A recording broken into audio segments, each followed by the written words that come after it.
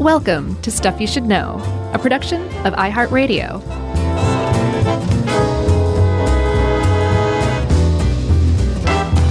Hey, and welcome to the podcast. I'm Josh Clark. There's Charles W. Chuck Bryant and Jerry Rowlands lurking in the background. And this is Stuff You Should Know. Smarty Pants a dish. We're doing Mensa, right? Oh, God, no. I thought we were doing a cage-free redux. Oh, no. Yes, this is about Mensa. That's what I have pulled up too, Chuck. So this works out just fine. All right, let's do it. So Dave Roos helped us out with this one. And he mentioned a bit of news that if you looked up Mensa recently, it'd be hard to miss. But I believe it was their youngest member ever was inducted into Mensa. Mensa, by the way, for those of you who don't know, bills itself as the High IQ Society. It stands for, oh, wait, it doesn't stand for anything. So, which is super smart if you stop and think about it. Yeah, it feels like it should be an acronym, but it's not. Definitely. I'm with you. But we'll just go ahead and say it. It means table in Latin. Yeah. And in Spanish slang, it's a female goofball or dumb person, strangely enough. Oh, the ironies. Hat tip to Dave Roos for pointing that one out. Yeah. So, as I was saying, it's a high IQ society. It's a society for smarty pants, as you put it. And they inducted their youngest member recently, who was 2 years old. 2 years old. I mean, sure. And they don't discriminate by age, which is great. Bully for them. And I believe on their website they say their membership ranges in ages 2 to 102. I knew they were going to say that. And I wonder if there's like 104-year-old Mensa members like, what the F? Yeah, I didn't fit in with the cool. It's not even a rhyme. You know what I mean?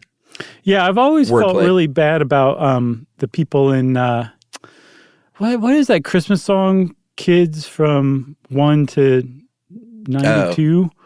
It's like 93-year-olds still appreciate Christmas. You know, why cut that whole group out? Then you stop and think this is written in the mid-century, and there was like almost no one living to 92 because they were all having coronaries from cigars and scotches and steaks all at once. It's kind of a random age, though. It is, but it rhymed, which is what I think Mensa did here too. But regardless, this 2-year-old, Kashe Quest, just cute as a button, has an IQ of 146, which means she's got it all, basically. And with an IQ of 146, that puts her well above the minimum requirement to be accepted into Mensa, which is usually about an IQ of about 132. Yeah. So you may have seen that in the news. Dave is right to point out, if you mention Mensa, the first thing most people will say, and I don't know how this got so into the public consciousness. I do. But they will generally say, oh, Geena Davis is a Mensa member. Mm-hmm. She must have mentioned it in an interview or something, but it's been a long time because I've heard that for a long, long time as like the sort of go-to fact for Mensa. Yeah. I also heard another thing about Geena Davis. She used to bake cookies and bring them to like meetings. She was well known for that as well. I heard another thing about Geena Davis because our friend and friend of the show, Jesse Thorne, interviewed her on his great interview show, Bullseye. And he said that Geena Davis is the best person. And he said she is exactly what you hope she would be. And everyone just felt like it was their cool aunt. Oh, that's pretty cool. Everyone in the office, like she was just the nicest person. Yeah. And she sounds like the kind of person who would bake cookies in her Mensa style. Yeah. And Jesse Thorne's hearing this and is like, hey, she didn't bring cookies to our meeting. Maybe she did. So yes, Geena Davis is world renowned as the most famous member of Mensa. Even though plenty of famous people have been members of Mensa over the years. Bucky Fuller, Arthur C. Clarke was the vice president of Mensa International for a while. Sharon Stone famously told people in the 90s that she was in Mensa and was finally called out by Mensa saying like, no, you're not in Mensa. Ew. Yes, she did lie, apparently for a good decade until somebody finally said something about it. And then James Woods is often confused as a member of Mensa, but I don't believe he actually is. Who else? The guy who created the antivirus software McAfee, John McAfee. And yeah, there's a handful of people. And then, as we'll talk about later, there are a lot of journalists who say, well, I qualified to be in Mensa, but I didn't want to be involved.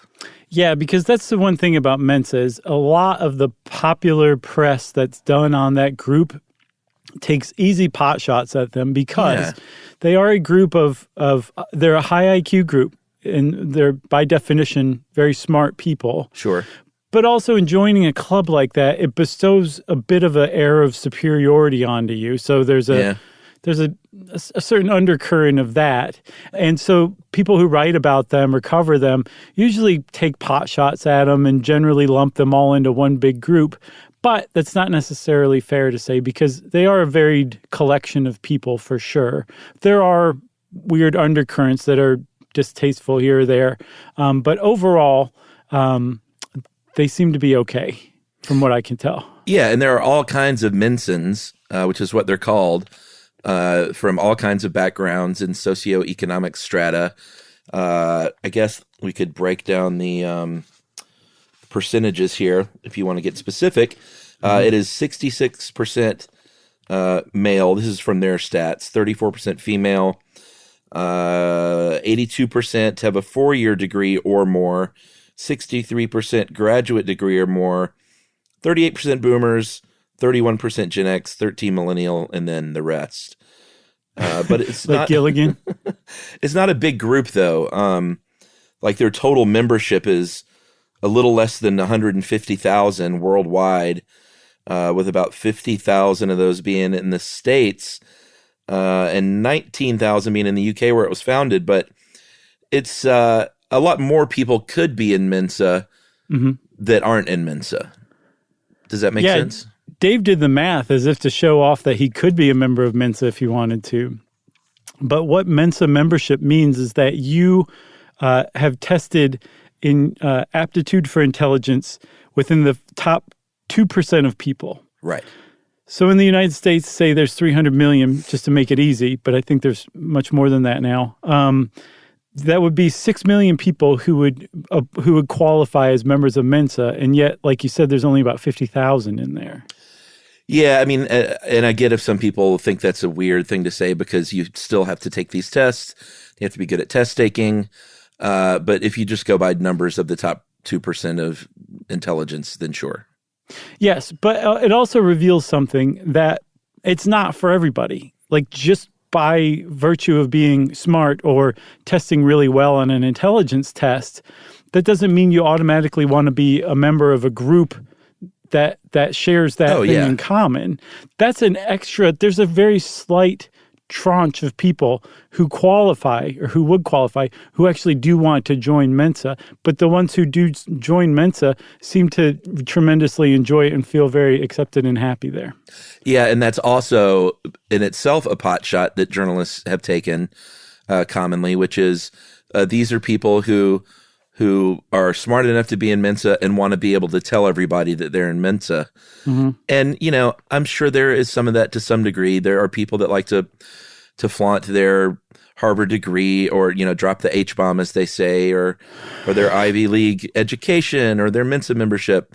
But I'm sure there are, out of 150,000 people, there are lots of Geena Davises that probably are just like, oh, yeah, I'm in that, but it's really no big deal. Yeah. The worst of the worst are people who are in Mensa, went to Harvard, are on keto, and are into CrossFit. Oh, God. Make it stop. And who recently quit social media. Can you imagine? Yeah, I can. Party of one.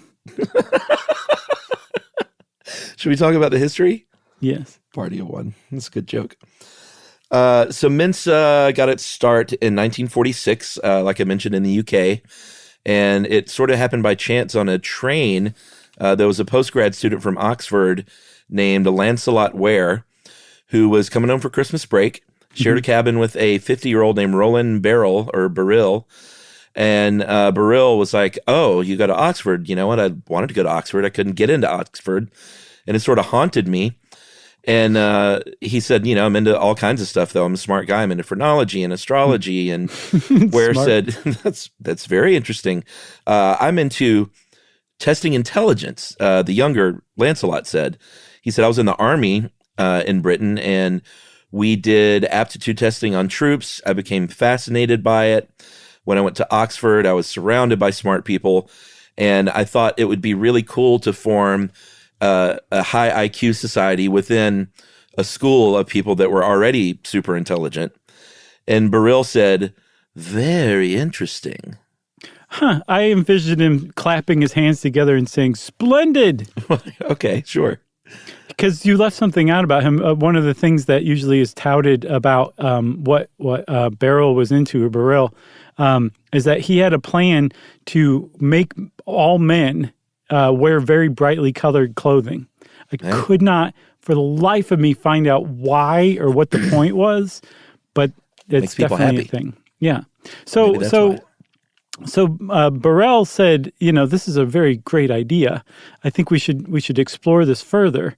And young Lancelot Ware, postdoc, student at Oxford, said, "Well, older gentlemen who I've only just met on this train, why don't you come stay with me at Oxford when I get back to school after Christmas break?" And Burrell took him up on it. And it was there that they hatched the plan for Mensa after Burrell was given an intelligence test by Lancelot Ware. And when Lancelot Ware calculated the results and said, "Mr. Burrell, you are within the top 1% of all people in terms of intelligence," it's widely reported that Roland Burrell cried because he was so happy and touched by that. Right, and had funding to start this thing up, which was key. And so how it really went down was he told them that he cried and said, "Oh, can I see the results?" And Ware quickly wadded them up and said, "That's not important. Right. Take my word for it. You're in the top 1%. Make the check out to moi." And Burrell said, "Splendid." But they needed a name. And like you said, they landed on Mensa. I think initially they wanted to call it capital MENS, which was short for the Mental Health Society. That's just not even close. No, it's pretty Where's bad. the H? Yeah, where's the H? And also there was, I think, a gentleman's magazine called Men's. That's in scare quotes. And so they said, well, how about Mensa, which, like you pointed out, is Latin for table, because I just envision us like all these smarty pants sitting around a round table talking about wonderful things. And they said, sure, that's as good a name as any. So originally, if you've ever seen that Simpsons episode where Lisa joins Mensa, I don't remember that one. It's a pretty good one. It's a cautionary tale about Mensa? letting an intelligent elite determine the fate of everybody else while just completely discounting anyone who's not an intelligent elite, right? Yeah. And like Comic Book Guy and Dr. Hibbert and a couple other characters, Sideshow Mel, they're all in Mensa with her, and they basically take over the town, if I'm not mistaken, and it just goes awry. It ends up going terribly awry. But that's kind of originally what Lancelot Ware and Roland Burrell were envisioning when they founded Mensa. This group of the most intelligent Britons. I forgot that's how I say it. Yeah. In the UK, who would kind of be assembled to be a group that the government or scientific projects or whoever wanted to tap their intelligence could tap their intelligence. That was the original idea for Mensa. That's right. And by the way, the keen-eared listener would have just picked up on my one-word impression of Julius Hibbert. What did you say? I'm not going to repeat it. You got to be a keen listener. Oh, man.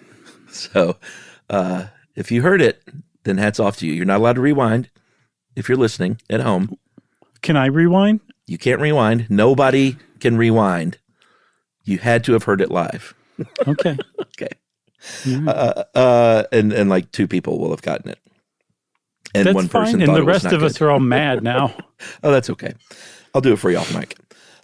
So yeah, they wanted a kind of from the sounds of it, almost like a Rolodex of Smarties, because they wanted to not just have that list, but they even said in their charter they wanted it in the hands of anthropologists and ministers of the crown. Like they wanted people that mattered to have this list on hand, Like I need a smart person. Let me look at my Mensa list.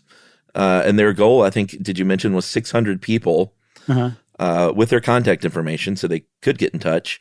And it took them 13 years to get to that benchmark. In 1959 is when they finally got it.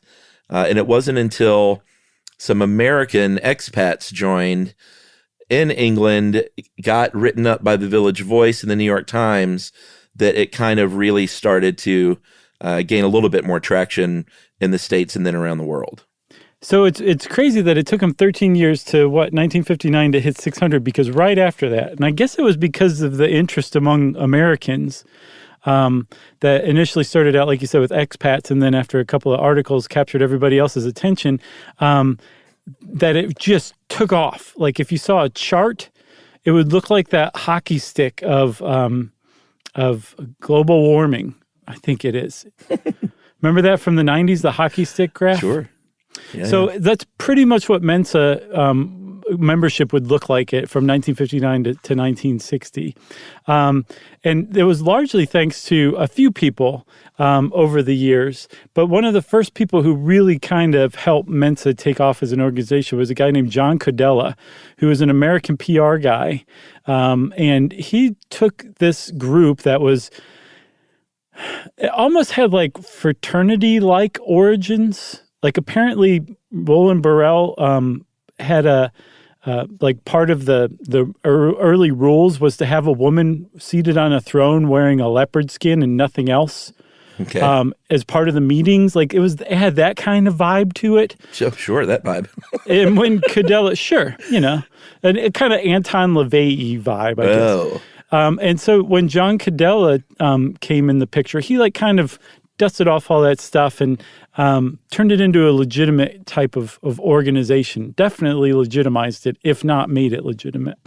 Right. So in 59, they had 600. By 67, a mere 8 years later, it had swelled up to 12,000 and change. And, that he would get people on TV. It was that kind of thing. Like he was a genuine PR guy. So all of a sudden there were Mensa members, some very charismatic, that were being sort of bandied about in articles and on television. Well, there's one in particular. He was the chairman, I believe, and he was the guy who I think would go on like Johnny Carson and stuff like that. That's right. That's what I was talking about. Victor Serebriakov? I think so. I've seen it compared to cerebrum or cerebral. So I think it's Serebriakov. Yeah, there's an extra vowel in there that's gumming up the works. That's right up my alley, though. Should we take a break? Sure. All right, let's take a break. We'll be right back.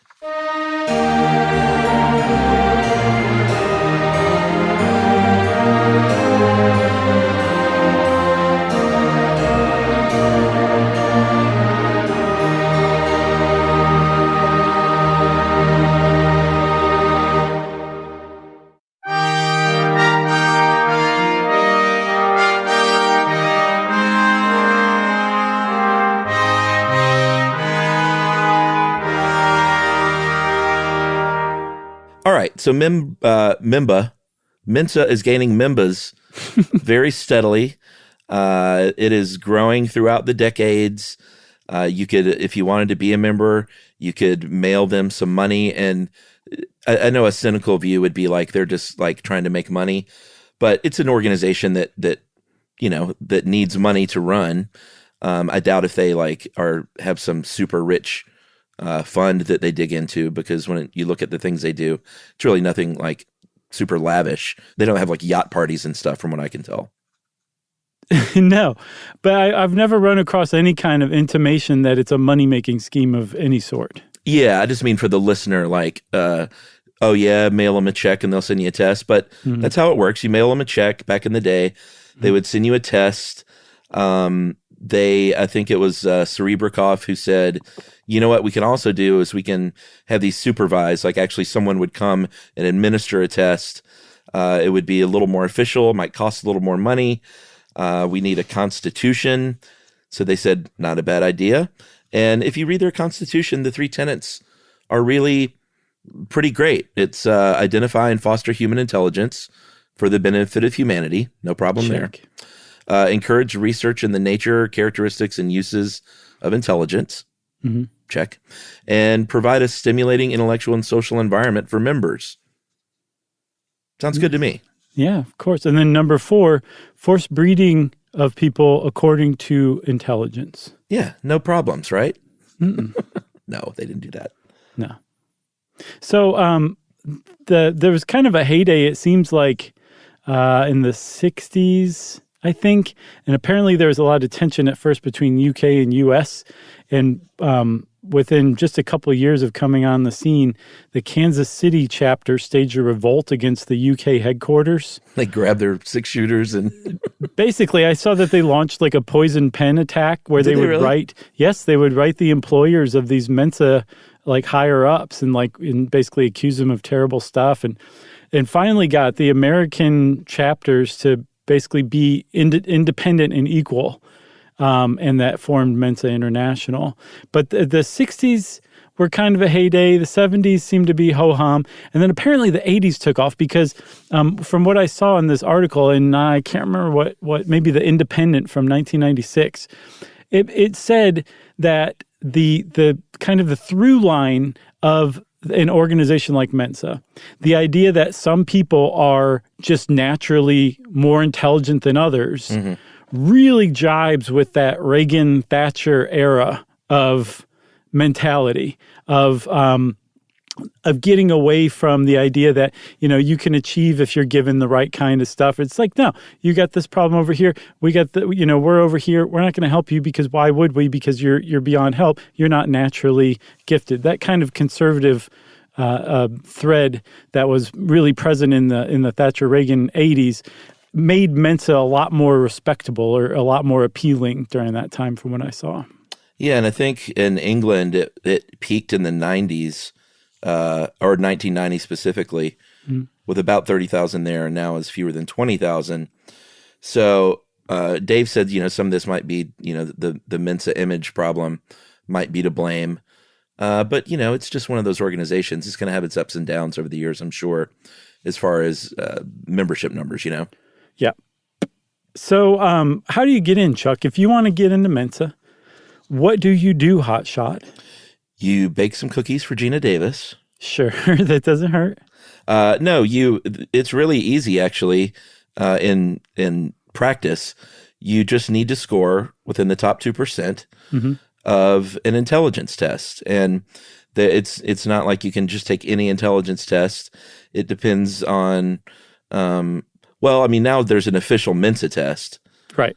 That you take, but there are also other IQ tests that can qualify. The Stanford Binet test, the Cattell 3B test, and I think we should hold off on sort of the big reveal, the big twist here for another few minutes. Okay, so we'll keep that in our hip pocket. I can't wait to know what it is. An official from your country will administer their test to you, and it takes a couple hours if you take the official Mensa test. These are those, if you've ever taken an IQ test, it's not like the SAT. It's a logic and reasoning test generally, and the questions are things like you're doing a lot of sequencing, like look at these shapes, which shape would come next, which number would come next. It does test verbal intelligence and vocabulary and stuff like that. Math is a part of it, but it's timed, which is one of the big sort of not caveats, but the big thing you have to remember is you have to be a good test taker, and you have to be able to take tests under pressure, timed pressure. Right. Like that one scene in Swordfish with poor Hugh Jackman. I didn't see that. You didn't miss much at all. Okay. So that's the standard Mensa test, Mensa admissions test. And some people say, well, hold on, if you're a non-native English speaker and you're in America, those tests have been shown to be biased toward certain people, usually based on language. So Mensa also administers what's called the Culture Fair test. Yeah. And it's nothing FAIR, weirdly. Yeah. It's nothing but shapes and symbols and, what comes next kind of thing. And I took a test like that. It was, I think, Norwegian in origin. And I got to like question 6 before I'm like, I have no idea whatsoever what shape would come next. The first few I was like, oh, okay, I can do this. And then it just got so increasingly difficult that I just stopped. I just had no idea what was next. Was this recently? You did that for this? Yeah, it was yesterday. And I had a little blood coming out of my ear. I felt really disoriented, and I woke up in a pool of my own urine. Yeah. You can also take a 30-minute online like a Mensa workout thing for free, which is sort of just an amuse-bouche to see if you might want the full deal. A gift of the chef. I thought about taking one of these for this episode, and then I was like, I don't want to. I don't care. Yeah, I mean, that's I think another thing too is like this like taking a test like that is probably up your alley if you're interested in becoming a Mensa member. Yeah, I don't think I'm great at tests like that, and maybe I don't want to know that I am or am not. Maybe I'm just happy with my life. Yeah, there you go. I'm happy doing my New York Times crossword and spelling bee and playing Wordle, and that's good enough for me. I think that's fine. I mean, it's not like you're proving anything to anybody by becoming a member of Mensa, except maybe to yourself. I tried. I mean, honestly, I was like, oh, that'll be fun. I'll take it, and I'll embarrass myself to our listeners by saying what I scored. And every time I went to do it, I went, I don't want to do this. Yeah, I'm with you. So I didn't do it. So there's a whole hook to that whole thing. A catch, I guess is what you'd say, if you use the right word. You can take those tests, the standard test or the culture fair test, one time each. That's a big one. And if you don't pass, meaning you don't score in the top 2% of the average American, you can never take those tests again. Like you just have been denied admission into Mensa through those tests. There is another way. There's a backdoor man way. That is what I think they call it at Mensa. Yeah, this was the thing we were keeping in our hip pocket. You don't have to take this test because two-thirds of all members did not take that official Mensa test. You can also pay a fee, not just people like pay like $1,000 to get in. No, pay a regular $40 fee, and they can accept results from about 150 different standardized intelligence tests that they evaluate based on, the general population. So they'll basically just say, give us your test that you took. We'll see if you're in the top 2%, and you can get in that way. That's a big backdoor. It sure is a big backdoor, Chuck. So one of the ways that you could get in is if you qualified for your high school's gifted program. Sure. Or if you were super smarty pants, your middle school or even elementary school's gifted program. They gave you a bunch of different intelligence tests back then. If your school didn't burn down in a fire, it's possible they still have those records, and you could have them via a sealed envelope from the school sent to send your test results to Mensa. Mensa will check it out and be like, yep, you're in, buddy. You're in. Now, question about these gifted programs. Does that mean like the AP classes? Yes. All right, here's the deal, my friend. Oh, okay. I was in AP English and AP History. Okay. And then when I saw, and we'll go ahead and mention this, you can submit your SAT and ACT scores, your GRE and your LSATs. Mm-hmm. And if between 74 and 94, right, if you scored a 1250 or higher on the SAT, you would get into Mensa, even retroactively. Yeah. And buddy, I scored an 1170. I wasn't as far off as I thought. Oh, that's great. You're not in Mensa, but that's great. No, but if I would have known that back then, I might have tried a couple of more times. I took it once. I took it once too. I got a 1090. That's good too. No, it's average. No. 1090. I think anything that breaks 1,000 is on the higher side. Not high, but it's higher than average, right? I don't think so. I think that's pretty comfortably right in the middle of average. They don't even score it that way anymore, though, right? No, they don't. So up to after 94, they won't accept your SAT scores anymore because the SAT switched from testing general intelligence to testing what you'd learned in school thus far. So it was like it went from being like an IQ test basically to an exit exam for high school is kind of what they changed it would to. Do worse on that kind of test, actually. Would have done worse.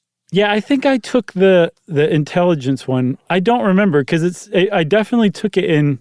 Well, no, I probably would have taken it before 94. I probably would have taken it in like 93. I think you probably would have taken it your sophomore or junior year, right? Yeah, so it was probably 92, 93 that I took it. So I took the original intelligence test, and I got a 1090. And it doesn't feel great, Chuck. I feel good saying it out loud, but it doesn't feel great. Well, that was back then very easy to get into the University of Georgia. It's a lot harder now. They've really tightened it down. Yeah, because of the Hope grant, which started the year I started to try to get in. So it got hard to get into Georgia the year that I started to try. Yeah, I was. And I got to tell you, when I showed up with my 1090 SAT score, they said, "Keep walking, pal." Do you remember your high school GPA? What? Are you pleading the fifth? I don't even know what that is. I don't remember my GPA. I want to say it was. It wasn't. I mean, my brother, I think, was a 4.0. Of course. But I think I was like a 3.2 or something. Oh, that's good. Low threes. I mean, that's pretty great. Slightly above average. I think it was like a B student. I would think mine was probably lower than that. Like, I was not at all interested in school. I liked history. I thought earth science was pretty cool. No big smart surprise. Later, huh? It wasn't until I got to college and wanted to like go to college. I just suddenly like turned from Saul to Paul all of a sudden as far as college is concerned, and just completely started to take things seriously and got interested in learning. And it was then that I started to become like a 4.0 student in college, not at all in high school. I was never a 4.0 student. Well, I went to some easy colleges on the way to Georgia. Well, my deal was I still am like this. I have a hard time tackling anything with enthusiasm that I don't want to do. So I've always been that way since I was a kid. And so in my English classes, I made A's and B's. And in my non-major classes, not all of them, but the ones I wasn't super into, I made C's and a D or two. Oh, yeah. Yeah, I have those under my belt, too, especially math. And it wasn't because I wouldn't try. I just genuinely couldn't get math. Yeah. And one of the best things I ever did as far as math is concerned was I took geometry twice in high school. And the second time, it just clicked. Oh, like, nice. I understood. Like, I was walking around like I was Pythagoras all of a sudden at high school. I just understood geometry that second time around. It was really cool. It was a great feeling to just have something like that click. That was so foreign and so difficult before. All of a sudden, I just understood it the second time around. Well, and we went to school in an era when, there were not a lot of accommodations made for different kinds of learning at all, much less different learning disabilities. And it was a different time. There's so much better now about, every kid learns in their own way, and we can try and accommodate that. And in a lot of schools, not every school, obviously. Still a lot of work to be done. Yeah, I can't remember. I guess it was probably the NBC nightly news, the national news. They have like a sweet human interest story like at the end of every show. And they had one recently, and it was about an integrated school in that like they didn't separate kids with like learning disabilities or physical, I don't even know what you call it. Differences. Thank you. And kids who don't have those, like they were all in the same class together. And I was like, holy cow, that's a huge improvement. Yeah. Because they used to be like, if you had facial differences and no cognitive disability whatsoever, just facial differences, they would put you in a class with other people. You get over here. Yeah, I mean, like, it was like the dark ages in the 80s and 90s, even, when we were in school. But the like now they're just integrating kids, at least in this one school. I thought it was so cool. But it was based on this Instagram post where this little kid, I think he was probably about 5 or 6, has cerebral palsy. And he just had a little friend who was a girl who was the same age who just loved him like and just played with him. They were like best friends. She didn't seem to treat him any differently than she did any of the other kids, but it just like so touched her mom. She posted on Instagram. Of course, it went viral. And it was a sweet story, but I just thought it was really remarkable. And I was really glad to hear that now they're just like integrating kids by age level, not separating them by anything else. So hats off to school districts doing that. I love it. The final kind of test we should mention that can get you in is if you were in the military prior to 1980, you might be able to use your aptitude test that you took back then. Now they do more vocational aptitude testing, but back pre-80, they would do intelligence testing, and you can use some of those if you did. You want to take a break and then talk about what you do if you get into Mensa? Let's do it.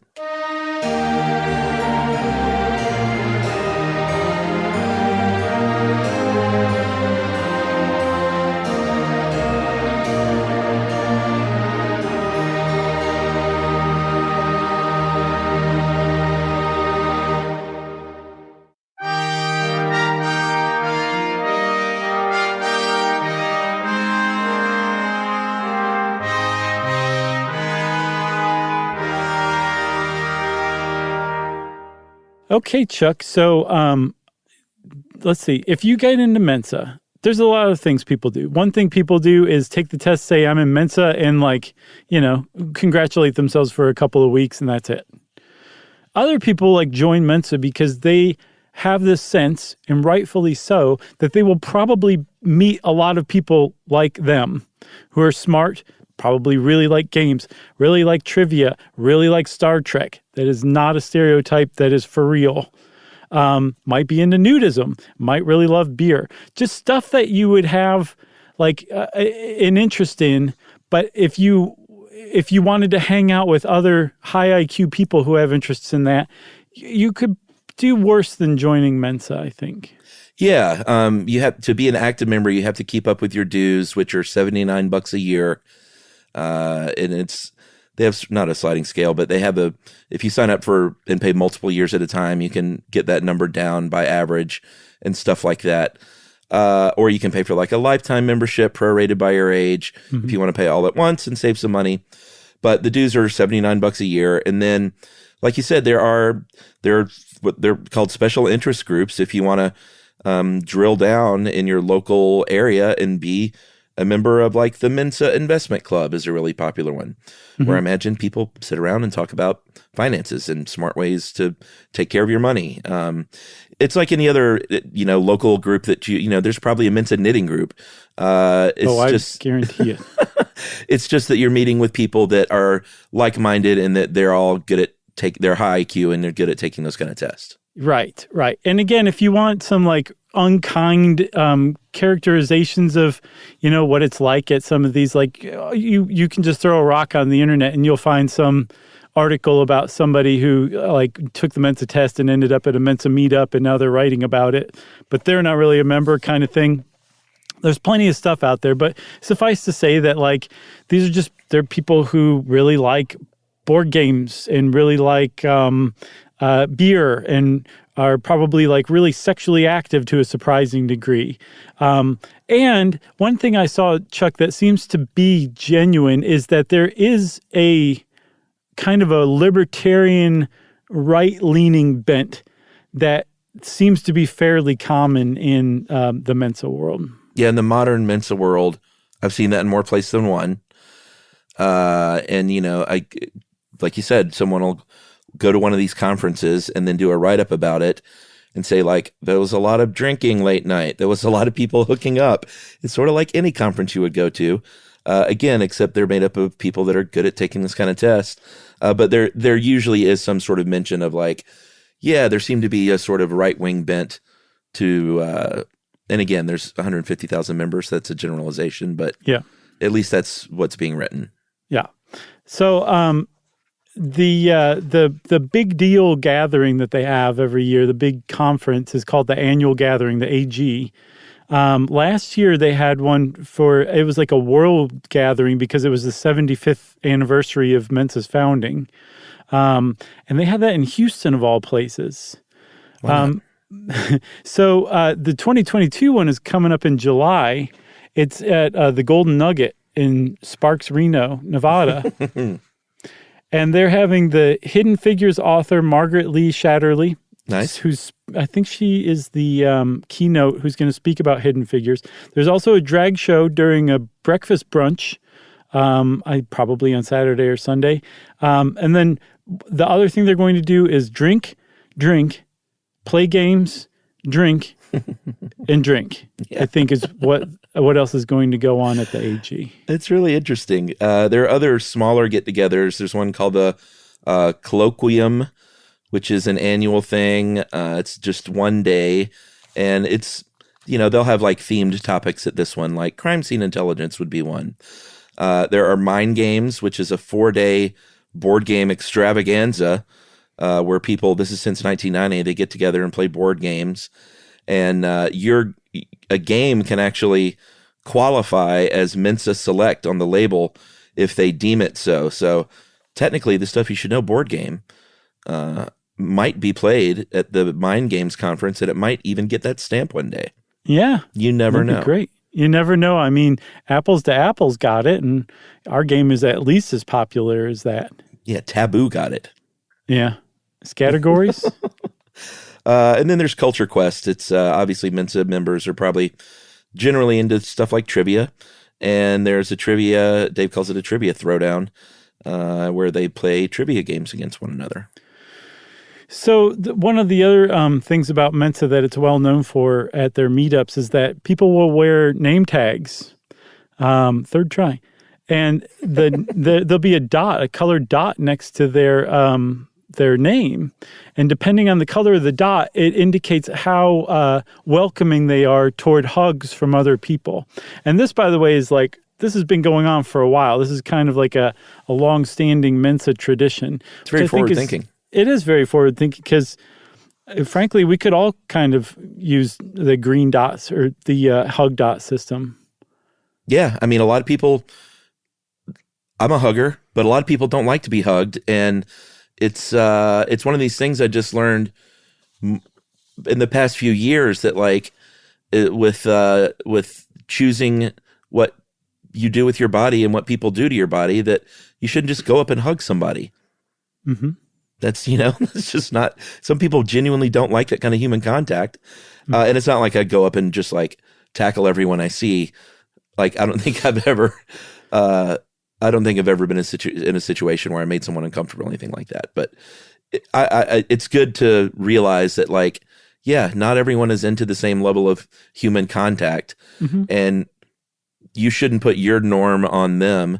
And they have a very elegant way of doing that with these green dots, or yellow dots, or red dots, or blue dots. Yeah, green is all hugs are welcome. Yellow is ask before hugging. Well, that's Chuck now. Red dot, no hugs at all. That's you. Blue, yeah, it should say burns like acid. Blue dot means I'm single. I think that means more than I'm single. You know what I mean? I think that means lead with your hips when you're hugging me, please. Yeah, I think so. So what else, Chuck? What else do we have to say about Mensa? Well, I mean, I think we've talked about their image problem a bit.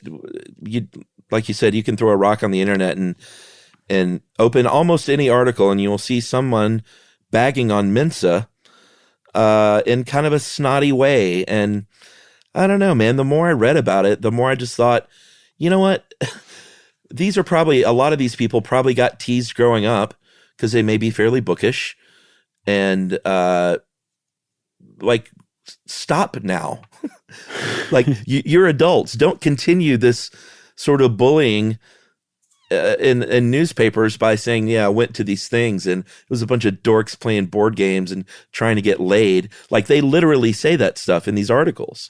They do. And so I don't think it's just out of meanness. I think whether they're picking up on it unconsciously or overtly, it's the people who write those kind of articles typically are not right-leaning.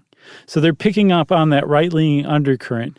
And then they're also kind of pointing to some disturbing and alarming and just straight up gross ideas that people from Mensa have supported over the years, or at least proposed. And so when you take a group that focuses on IQ and inherently suggests that some people are superior to others, that can lead you to all sorts of unsavory rabbit holes. And some people on Mensa or that are part of Mensa are not afraid to go down those rabbit holes and discuss them and talk about them. Free speech is a huge thing among Mensans, and they very much resent not being able to say whatever they want to say. So with those articles, it's revealing there's like a culture clash between the person who's writing the article and the Mensans that are like the foil to them. That seems to be like the crux of those articles. Yeah, and there was a lot of news made kind of more recently when a comedian named Jamie Loftus, who, by the way, has a podcast on our network called The Bechtel Cast. Great show, movie show. Yeah. Jamie's a comedian who did a 4-part episode called My Year in Mensa, where she joined Mensa. I think the story was sort of just took the test one morning while hungover and then didn't have a good experience and became the target. There's this Facebook group, a Mensa Facebook group that's unmoderated called Firehouse, which can be very unkind. And I think Loftus had a bad experience there. And again, with the sort of alt-right undercurrent. And so that's what the basis of that podcast was. So I'm certainly not defending that stuff, you know. So, yeah, I mean, no, anytime anybody's attacked online, that sucks. But Dave, I think, kind of discovered like the genuine criticism that you could level against Mensa as a whole. And that is they're basing everything on IQ. And IQ tests test a certain kind of smartness. Completely leaves out things like emotional intelligence, street smarts. Creativity. Yeah, that kind of stuff. It's a group of people who do really well on aptitude tests. It's a society of people who do really well on aptitude tests, and like the idea that they're joining the ranks of people who are in the top 2% of that group of people, that type of person. So the fact that it's kind of bandied about as like the society for intelligent people. It kind of misses a lot. But he also points out that they don't build themselves as that. They build themselves as the high IQ society, which is a much narrower definition. And if you take it on its face value, then that makes sense. But most people out in the general public who hear about Mensa don't kind of differentiate between those two things. Right. And if you get 150,000 of any people together in a group, you're going to have a couple of hundred that are pretty bad people that do bad things on Facebook. So it's like I just have a hard time sometimes when entire organizations get lumped in because of, and I don't want to say a few bad apples, but just the actions of what's clearly a minority. Sure. You know what I mean? Yeah. Except Nazis. Yeah. Yeah, they were nothing but bad apples. That's right. Well, if you want to know more about Mensa, you can start poking around the internet. And since I said you can start poking around the internet, that means it's time for listener mail. I'm going to call this a young listener. Hey, guys, brand new listener to the show. I first heard about you through the new book, which I checked out of the library the day before my baby was born. After my husband returned to work, I was trying to figure out a way to get the baby to sleep and tried reading to her, so I picked up Stuff You Should Know, hoping the soothing sound of my voice would lull her to sleep. And that is how my husband walked in on me reading about Jack Kevorkian to a 3-week-old and put a temporary moratorium on reading to her. I think that's probably a joke. Well, I was hooked, and now that I've returned to work, I'm going through the backlog of episodes and learning while in the car. Thanks for helping me get through that postpartum period, Jessica. That's fantastic. I'm glad you're bringing them up young, Jessica. Thank you very much. And congratulations on your little gift to the world. Yes, that's right. Well, if you want to be like Jessica and let us know about your late night readings or listenings or goings on or anything like that, or if you've had experiences in Mensa, if you're a member of Mensa, we want to hear from you. You can send us an email to stuffpodcast@iheartradio.com. Stuff You Should Know is a production of iHeartRadio. For more podcasts from iHeartRadio, visit the iHeartRadio app, Apple Podcasts, or wherever you listen to your favorite shows.